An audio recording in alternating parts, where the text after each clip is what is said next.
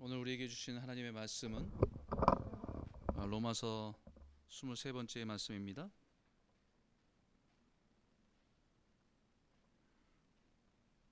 로마서 9장 13절에서 23절까지의 말씀,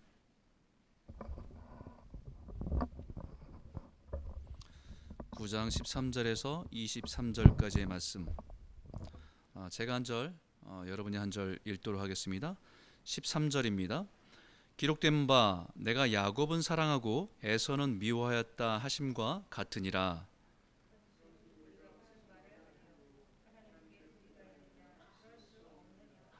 모세에게 이르시되 내가 긍휼히 여길 자를 긍휼히 여기고 불쌍히 여길 자를 불쌍히 여기리라 하셨으니,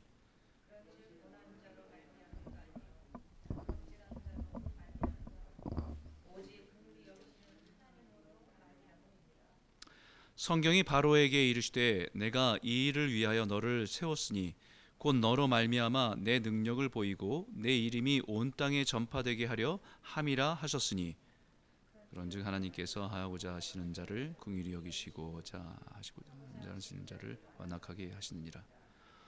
혹 내가 네게 말하기를 그러면 하나님이 어찌하여 허물하시느냐, 누가 그 뜻을 대적하느냐 하리니, 이 사람아 내가 누구에게 감히 하나님께 반문하느냐, 지음을 받은 물건이 지은 자에게 어찌 나를 이같이 만들었느냐 말하겠느냐.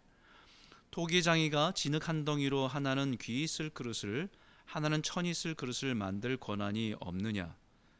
만일 하나님이 그의 진노를 보이시고 그의 능력을 알게 하고자 하사 멸하기로 준비된 진노의 그릇을 오래 참으심으로 관용하시고 또한 영광 받기로 예비하신 바 긍휼의 그릇에 대하여 그 영광의 풍성함에 알게 하고자 하셨을지라도 무슨 말을 하리요. 이 그릇은 24절입니다. 24절 시작. 이 그릇은 우리니 곧 유대인 중에서뿐 아니라 이방인 중에서도 부르신 자니라. 호세아의 글에도 이르기를 내가 내 백성 아닌 자를 내 백성이라 사랑하지 아니한 자를 사랑한 자라 부르리라. 너희는 내 백성이 아니라 한 그곳에서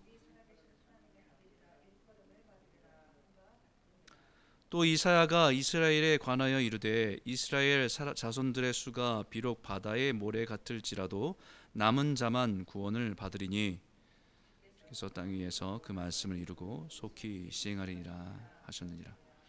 또한 이사야가 미리 말한 바 만일 만군의 주께서 우리에게 씨를 남겨두지 아니하셨더라면 우리가 소돔과 같이 되고 고모라와 같았으리로다 함과 같으니라.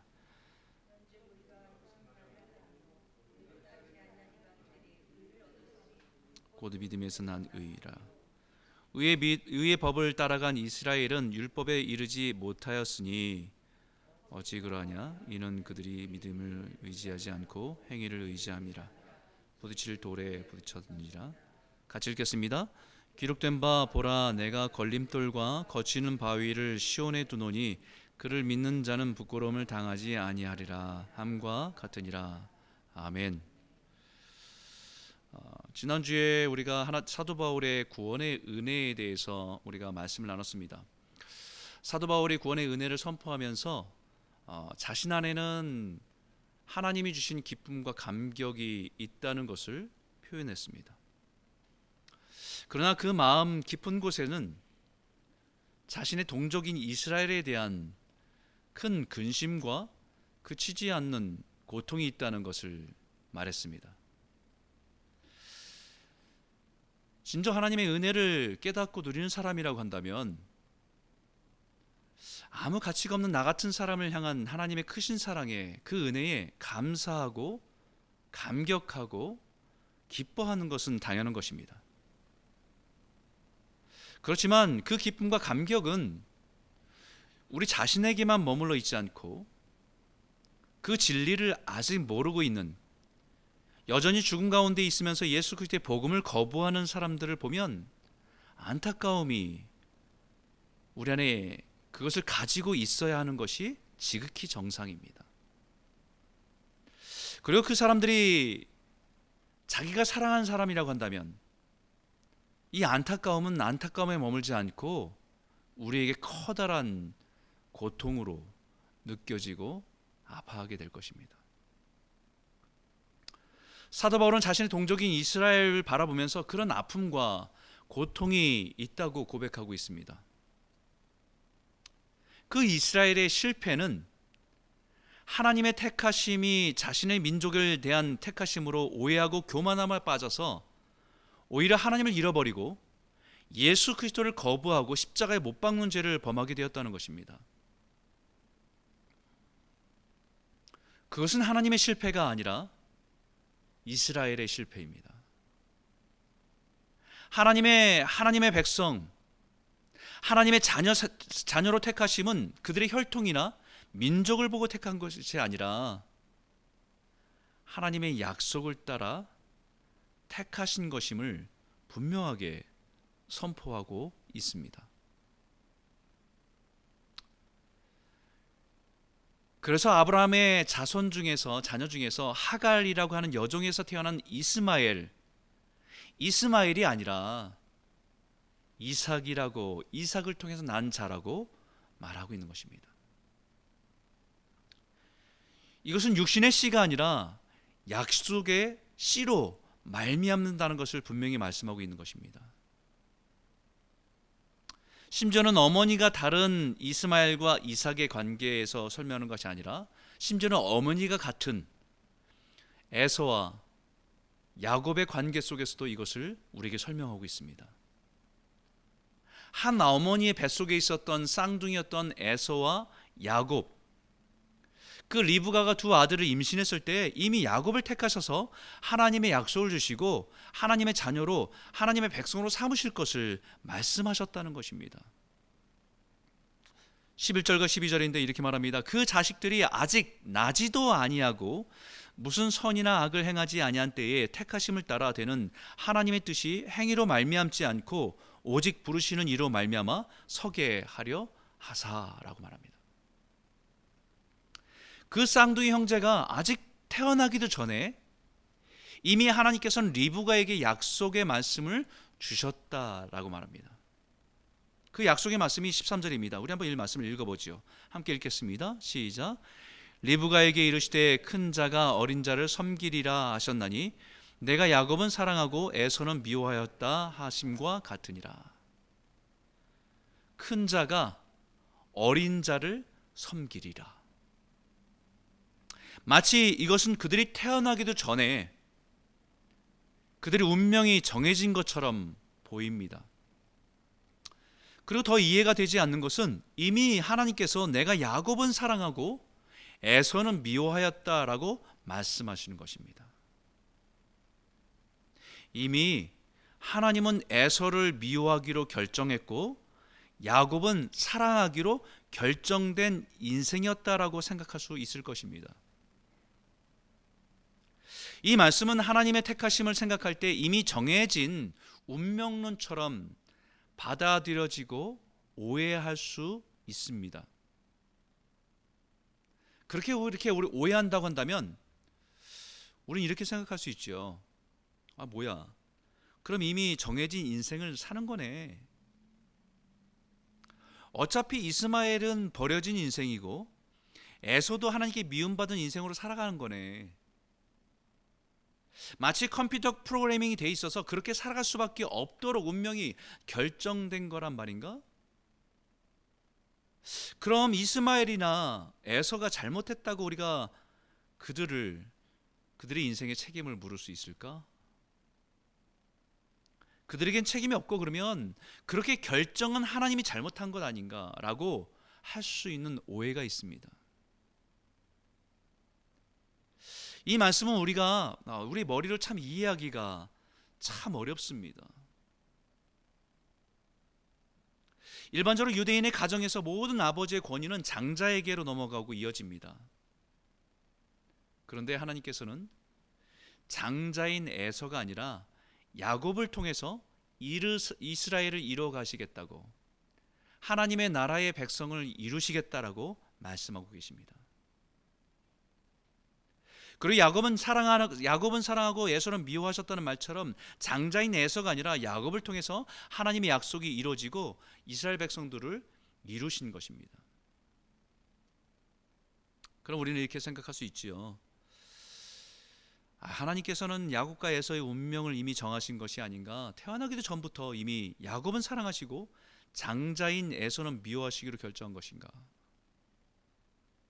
그들이 어떤 악을 행하기도 전에, 선을 행하기도 전에 이미 하나님께서는 그렇게 작정하고 계신 것이라고 한다면, 그럼 우리는 누구의 잘못이라고 할 수 있을까? 그럼 에서의 불의함은 결국 하나님께서 미워하셔서 일어난 일이라고 할 수 있나? 이런 생각이 우리들의 마음을 불편하게 할 수도 있습니다. 하나님은 어떻게 사람을 이렇게 불공평하게 대하실 수 있습니까? 누구는 사랑하고 누구는 미워하는 법이 어디 있습니까? 이런 마음이 솔직히 듭니다. 그런 우리의 생각을 분명하게 알고 우리에게 분명하게 사도 바울은 대답합니다. 14절과 15절인데 같이 한번 읽도록 하지요. 함께 읽겠습니다. 시작. 그런즉 우리가 무슨 말을 하리요? 하나님께 불의가 있느냐? 그럴 수 없느니라. 모세에게 이르시되 내가 긍휼히 여길 자를 긍휼히 여기고 불쌍히 여길 자를 불쌍히 여기리라 하셨으니. 하나님께서 불의한 것이냐? 결코 그럴 수 없다는 것입니다. 하나님의 택하심과 예정하심은 우리의 머리로 헤아리기 힘들고 이해하기 힘든 영역입니다. 우리는 시간의 흐름 속에, 그 한계 속에 생각하고 판단하고 살아가는 존재입니다. 그러나 그 시간을 초월하여 보시고 아시는 주님께서 판단하신 것과 우리의 이해가 같을 수는 없을 것입니다.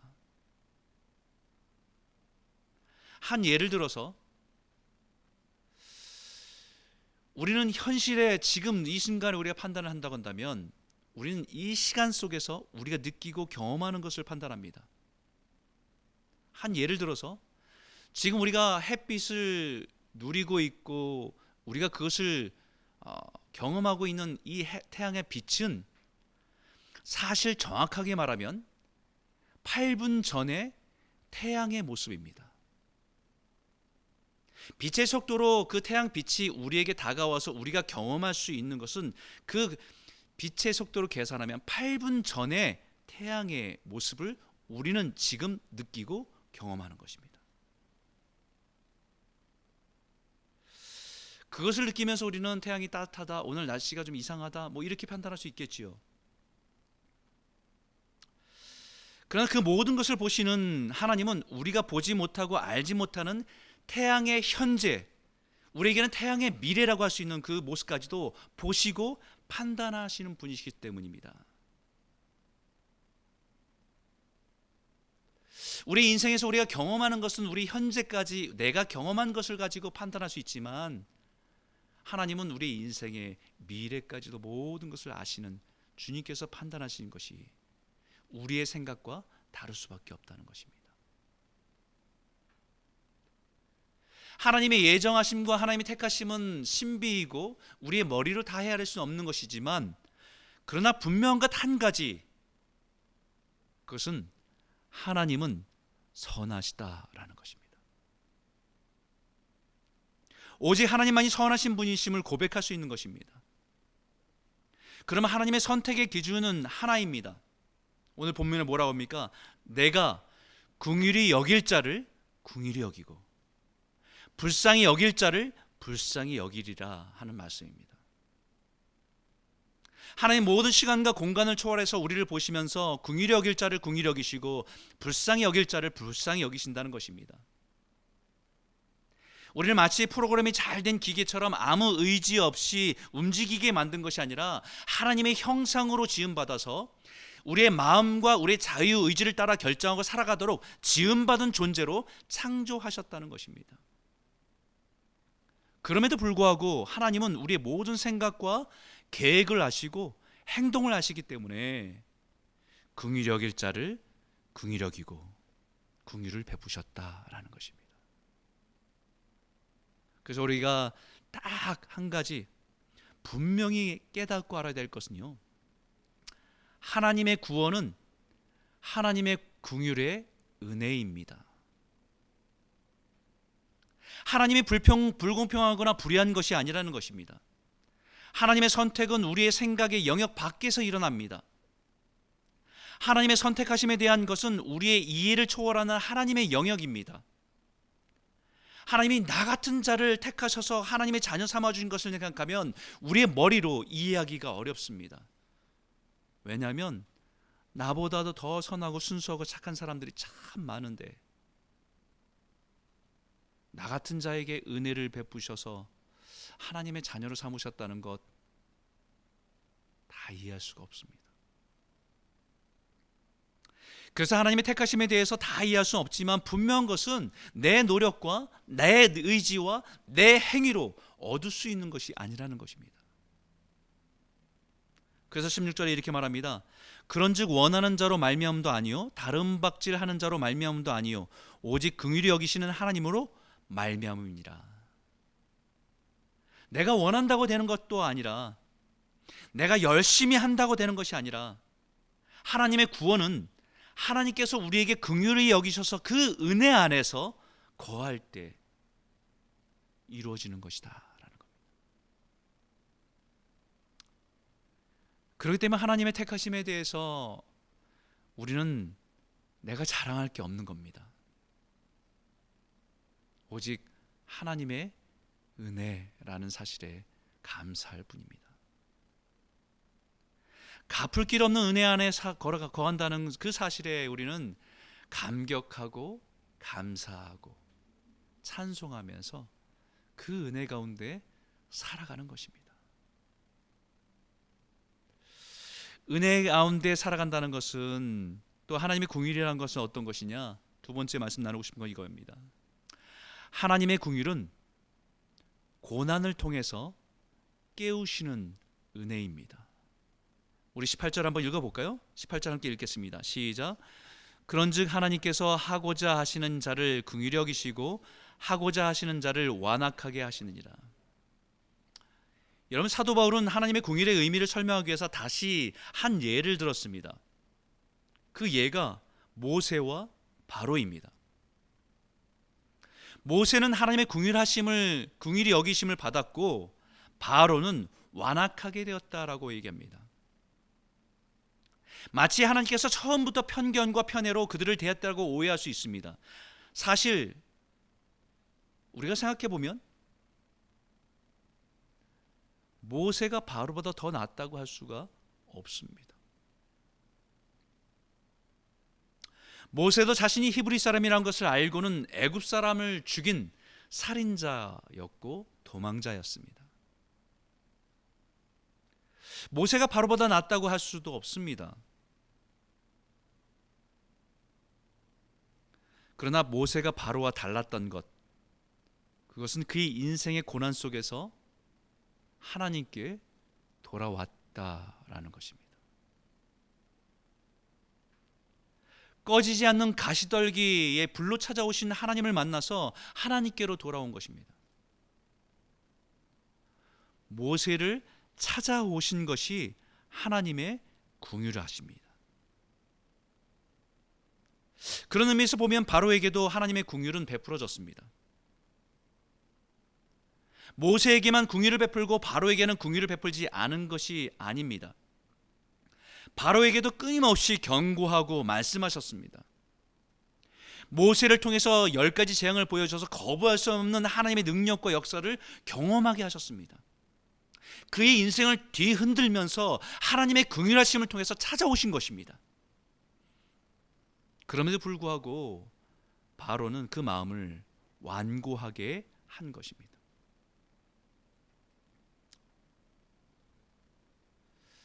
여러분, 사람이 고난을 당하면 마음이 무너집니다. 그렇게 강하던 사람도 누그러듭니다. 소프트해지는 것이 자연스러운 모습입니다.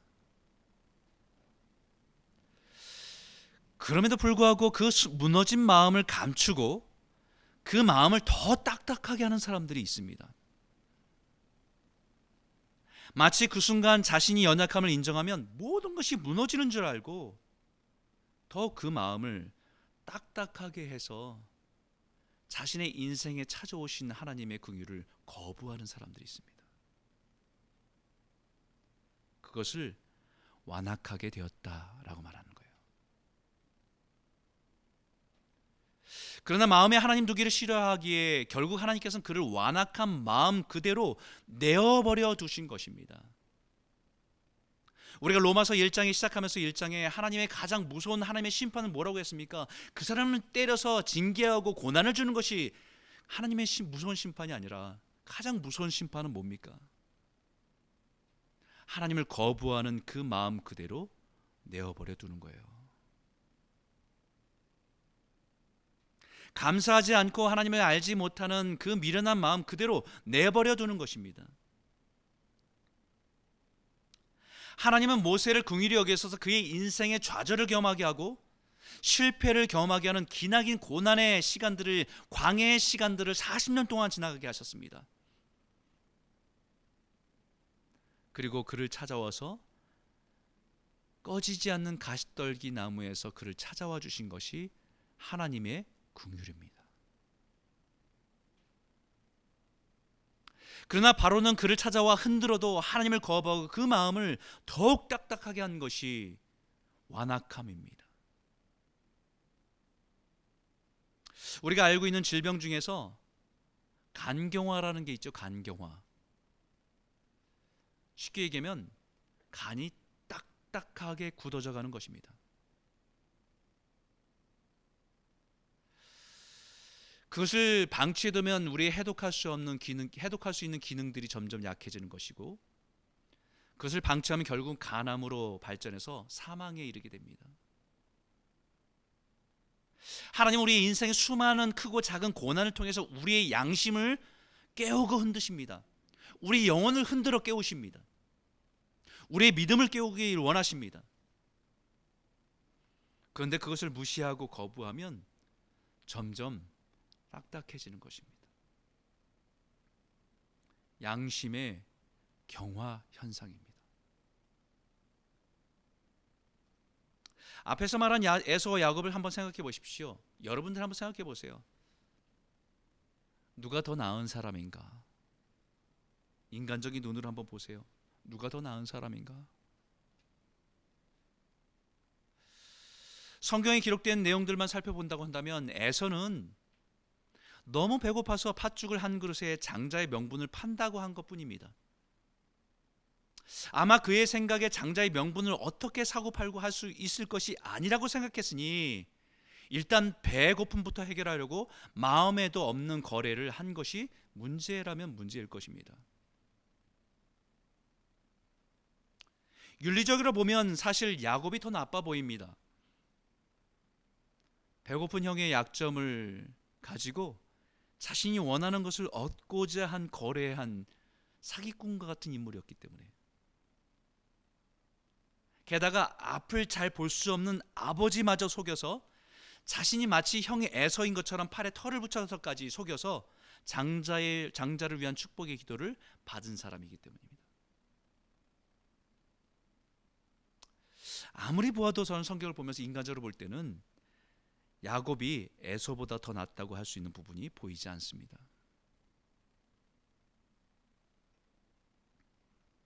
그럼에도 불구하고 하나님은 내가 야곱은 사랑하고 에서는 미워했다라고 말씀하신 것을 우리는 잘못 오해할 수 있습니다. 여기 미워했다는 말은 원어로 미세오라고 하는 단어인데, 이 단어의 의미는 감정적으로 미움의 대상으로 삼았다라고 하는 것이 아니라 덜 사랑했다라고 하는 그 의미에 더 가깝습니다. 성경이 이 단어를 여러 번 사용하게 되는데 그 사용한 것을 보게 되면 더 분명해집니다. 예수님께서 제자들의 길에 말씀하셨지요. 무릇 내게 오는 자가 자기 부모와 처자와 형제와 자매와 더욱이 자기 목숨까지 미워하지 아니하면 능히 내 제자가 되지 못하고. 누가복음 16장에 이렇게 말합니다. 지파인이 두 주인 섬길 수 없나니 혹 이를 미워하고 저를 사랑하거나 이를 중히 여기고 저를 경히 여길 것임이라. 너희는 하나님과 재물을 겸하여 섬길 수 없느니라. 여기에도 미워한다는 의미를 오해하면 부모와 형제를 미워하고 자기 자신까지 혐오하고 미워하라고 하신 말씀처럼 우리가 오해할 수 있습니다.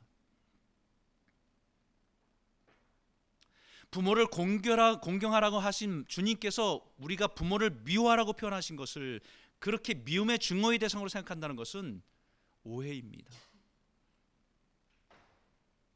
이 단어는 그런 감정적인 의미를 담고 있는 것이 아니라 우선순위에 대한 의미를 담고 있는 거예요. 하나님을 더 사랑하는 것이 제일 우선이라고 하는 것을 강조하는 것입니다. 부모 형제를 사랑하는 것은 마땅하지만 우리가 하나님을 사랑하는 그 가운데 부모님을 형제를 사랑하는 것이 우리가 온전히 그들을 사랑하는 것일 수 있기 때문에 먼저 하나님을 사랑하는 것이 먼저라는 것을 가르쳐 줍니다. 우리의 물질도 너무 중요합니다. 물질을 사용하는 것이 우리 마음의 욕심이 우선이 될 때가 문제지, 하나님을 사랑하면서 그 다음으로 우리가 그것을 사용할 때 온전하게 사용될 수 있기 때문에 강조하는 것입니다. 그런 의미에서 다시 이 말씀을 깊이 묵상하면서 깨닫게 되는 것은 야곱이나 에서나 둘 다 거짓말을 한 인생이고 속이는 인생이었습니다. 우리가 인간적으로 볼 때는 야곱보다 에서가 훨씬 더 잘되고 성공한 인생이고, 어떻게 보면 부모를 책임지고 돌본 그런 인생으로 우리는 그를 평가할 수도 있을 것입니다. 그러나 야곱의 인생에서 발견되어지는 한 가지는, 그 인생의 수많은 고난을 통해서 야곱은 하나님이 그의 인생의 우선순위가 되었다는 것입니다.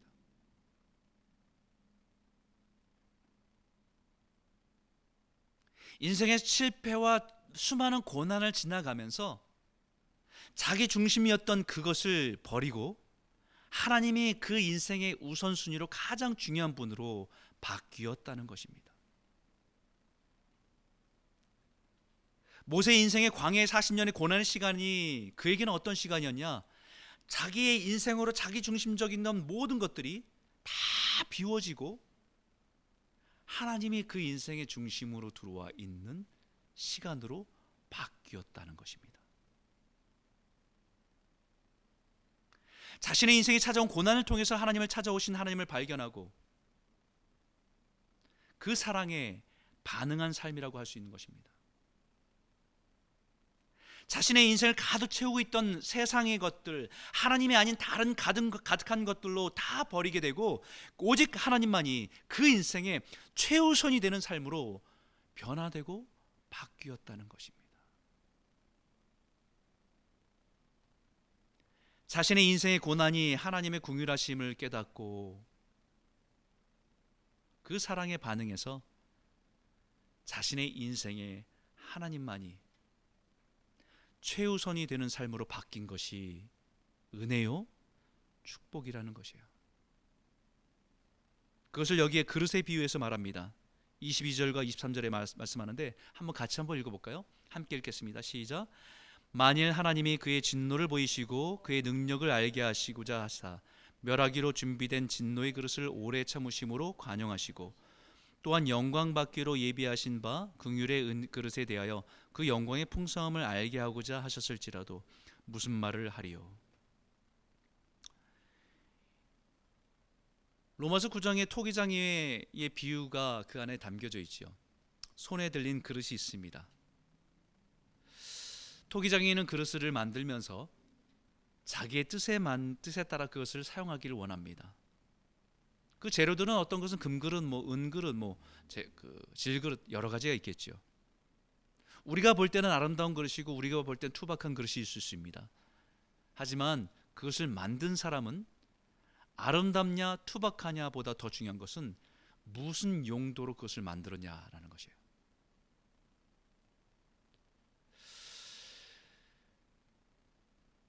토기장의 손길에 만들어진 그릇 중에서 재료들이 여러 가지 몽도로 만들어졌지만 분명한 것 하나는 사용할 수 없는 그릇은 분명합니다. 모양들은 여러 가지가 있을 수 있어요. 그러나 그 토기장이가 사용할 수 없는 그릇은 분명합니다. 그것은 그 안에 더러운 것들로 가득 찬 그릇을 사용할 수가 없습니다. 온갖 세상의 것들로 가득 채워져서 하나님의 은혜와 영광을 담을 수 없는 그릇은 사용할 수 없습니다. 하나님께서는 그 그릇 안에 가득 찬 것을 다 비워지기 전까지 사용할 수 없습니다. 기다리십니다. 오래 참으십니다. 그러나 결국 비워지지 않는 그릇은 진노의 그릇으로 깨트려집니다. 그러나 자신 안에 가득한 것을 비우고 하나님의 은혜와 영광을 담기 위해 하나님께 나아가는 그릇을 뭐라고 부르냐면 긍휼의 그릇이다 라고 말하는 거예요.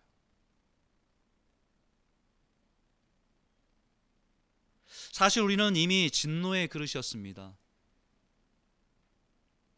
하나님이 아닌 다른 온갖 세상의 지식과 욕망과 탐욕으로 가득 채우고 살았던 사람들입니다. 그런 진노의 그릇이었던 우리를 오래 참으시고 관용하시고 기다리신 것이 하나님의 긍휼입니다. 우리의 인생의 고난을 통해서 그 그릇 안에 담긴 것을 다 비우게 하시고 주님으로 가득 채우도록 우리가 내어주실 때 그릇 안에 하나님의 긍휼로 채워주신 것이 은혜입니다. 이스라엘도 이미 진노의 그릇이 되었습니다. 온갖 우상으로 가득 차버리고 하나님을 잃어버렸습니다. 그러나 하나님께서는 그들을 향해서 오래 참으시고 관용을 베푸시면서 기다리셨습니다. 수많은 선지자를 보내셔서 하나님의 마음을 주셨습니다. 이방 민족을 통해서 고통받는 고난의 시간을 허락하셨습니다. 자신들보다 더 악한 아수르와 바벨론에 의해서 고난당하는다는 사실들이 때로는 이해가 되지 않았습니다. 그러나 자신들이 하나님의 진노를 피할 수 없는 존재임을 깨달으며 하나님의 긍휼을 구하는 그 고백을 고백했던 사람이 하박국 선지자입니다. 그의 고백이 이 기도지 않습니까?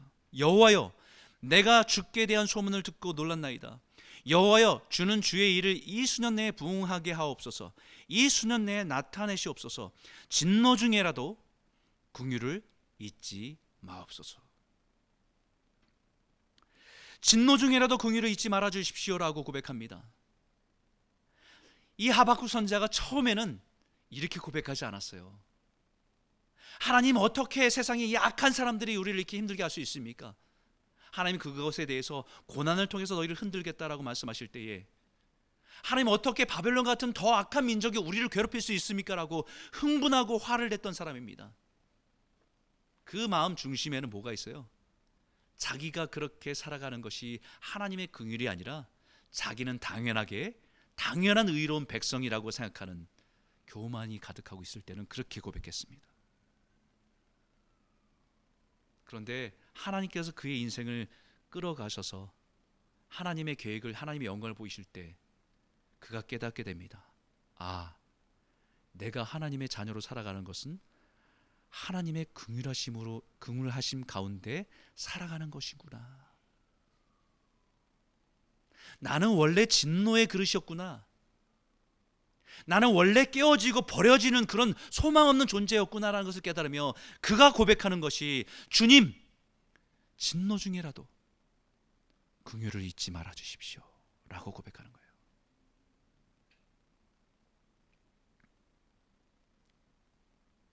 그 진노 중에라도 긍휼을 잊지 않고 그 은혜를 베푸신 것이 바벨론에 의해서 망했지만 그들 가운데 남은 자로 바벨론에 끌고 간 포로 생활을 하게 됐던 남은 자들이 하나님의 긍휼입니다. 그들은 그 순간에 모든 것이 망했다고 한 그 순간이었지만 하나님은 그들에게 은혜를 베푸신, 긍휼을 베푸신 순간이었다고 말하고 있는 것이에요. 그 고난을 통해서 그들 안에 채워졌던 모든 것들을 다 비우는 시간이었기 때문에요.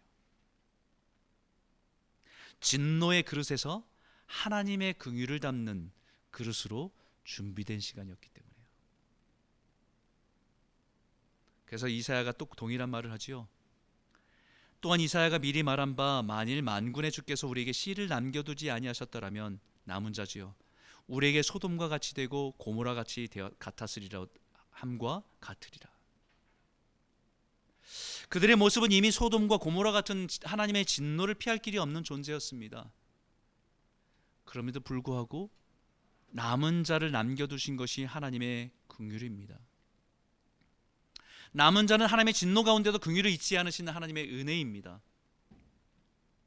우리의 모습이 이미 하나님의 진노를 피할 수 없는 소망 없는 진노의 그릇이었음을 깨달아야 합니다. 우리의 인생에 찾아온 고난은 그 고난으로 인해서 비로소 하나님을 찾고 만날 수 있게 된 것이 은혜입니다. 내가 주를 찾은 게 아니고요. 주님이 끊임없이 나를 찾아오신 것을 비로소 발견하는 것이 은혜입니다. 내가 예수를 믿기로 결정한 것을 우리는 생각하지만 우리가 예수를 믿고 하나님의 은혜를 깨달으면서 깨닫게 되는 것은 끊임없이 내 인생 가운데 찾아오신 주님의 사랑이 있었음을 깨닫게 되는 것이 은혜입니다. 하나님의 긍휼이 우리를 구원하시는 은혜입니다. 하나님의 긍휼을 의지해 사는 것은 믿음을 의지하지 않고 행위를 의지하지 않는 것. 믿음을 의지하고 행위를 의지하지 않는 것입니다. 그래서 우리는 사도 바울의 고백이 내 고백이 되는 거지요. 나의 나 된 것은 오직 하나님의 은혜라.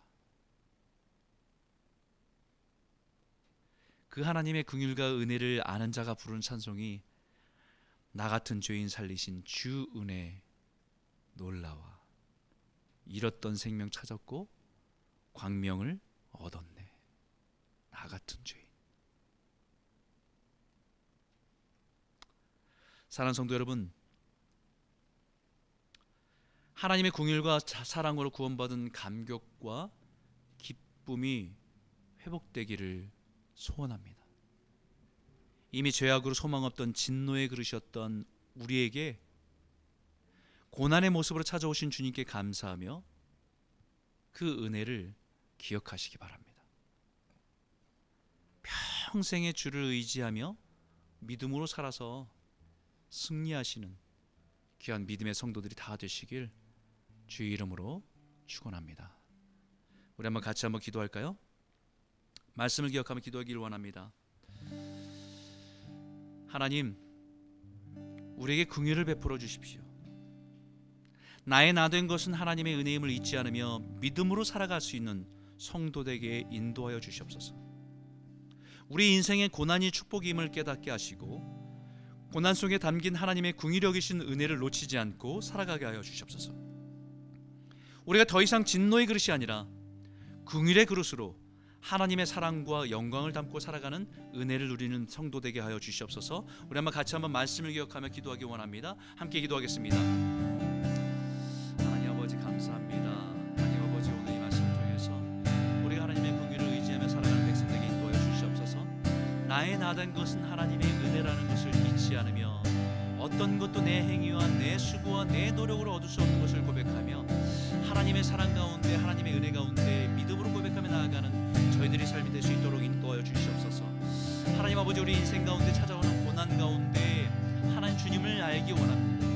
우리 인생의 그릇 안에 있는 모든 더러운 것들 세상의 것들을 다 비워버리고 오직 하나님만이 채울 수 있음을 고백하는 깨끗한 그릇으로 준비되는 성도들로 설 수 있도록 인도하여 주시옵소서. 우리는 진노의 그릇이었습니다. 하나님 아버지 버려지고 깨어질 수밖에 없는 인생이었는데 우리를 찾아오셔서 예수의 사랑으로 참아주신 하나님의 그 사랑 가운데 은혜의 그릇으로 증률의 그릇으로 하나님의 백성으로 살아갈 수 있도록 삼아주신 은혜를 기억하며 믿음으로 살아갈 수 있도록 인도하여 주시옵소서. 하나님 우리가 정말 매일매일 우리 삶 가운데 하나님의 긍휼과 은혜를 담기 원합니다. 이 시대를 바라보면서 하나님의 진노할 수밖에 없는 소망 없는 이 시대 가운데도 하나님의 진노 가운데도 하나님의 은혜를 기억하여 주시옵소서 고백하며 그 은혜 가운데 살아가는 백성들을 설 수 있도록 인도하여 주시고 인도하여 주시옵소서. 살아계신 하나님 아버지 참 감사합니다. 하나님을 섬기고 사랑하며 그 은혜를 경험하며 주의 백성들을 위해서 자신의 인생을 다 드린 사도 바울이 주님은 알면 알아갈수록 주님의 사랑을 경험하면 경험할수록 그의 입술의 고백이 나의 나된 것은 오직 주님의 은혜라고 고백하는 것처럼 우리가 하나님의 자녀가 되고 하나님의 구원의 은혜를 누리고 살아가는 것이 내 어떤 노력과 내 어떤 수고와 내가 가진 어떤 것이 아니라 그 풍성하신 하나님의 사랑이요 그 풍성하신 하나님의 긍휼하심의 은혜였다는 것을 기억하며 살아가게 인도하여 주시옵소서. 오늘도 우리가 살아가면서 하나님 아버지 그 긍휼하심의 은혜를 구하며 살아가게 하여 주셔서 우리가 내가 기준이 되어서 판단하고 정죄하고 살아가는 인생 되지 않게 하여 주시고 우리가 끊임없이 하나님의 긍휼하심을 의지하며 하나님의 마음을 가지고 살아가는 성도가 될 수 있도록 인도하여 주시옵소서. 하박국 선지자처럼 하나님 세상의 불의함과 세상의 깨어짐을 보면서 우리가 의를 드러내면서 분노하고 화내고 불평하며 살아가는 인생 되지 않게 하여 주시고 우리 또한 하나님의 진노 가운데 긍휼하심을 입어 살아간 존재임을 깨달아 하나님 진노 중에라도 은혜를 잊지 말아 주십시오라고 고백할 수 있는 믿음의 성도들로 설 수 있도록 인도하여 주시옵소서. 오늘도 우리에게 주신 모든 삶의 여정 속에서 우리가 주님의 마음을 닮아가며 그 긍휼의 은혜를 닮아가는 그릇으로 삶기 원합니다. 세상의 것들을 다 비워내고 주님의 긍휼과 은혜만을 담아 살아가는 백성 되게 하셔서 하나님 우리가 주님께서 우리 가운데 말씀하시는 것을 놓치지 않고 영원한 것을 소망하며 믿음으로 살아가는 성도들이 다 될 수 있도록 인도하여 주시옵소서. 때로는 하나님 우리가 고난이 우리에게는 너무나 힘겹고 어려운 일들로 인해서 힘겨운 싸움들을 해나갈 때 있지만 그 고난을 통해서 우리 안에 있는 더러운 것들 세상의 것들을 다 비워내고 하나님만이 채울 수 있는 긍휼의 그릇으로 삼으신다는 사실들을 믿으며 우리가 믿음으로 반응하며 살아가는 성도가 되게 인도하여 주시옵소서.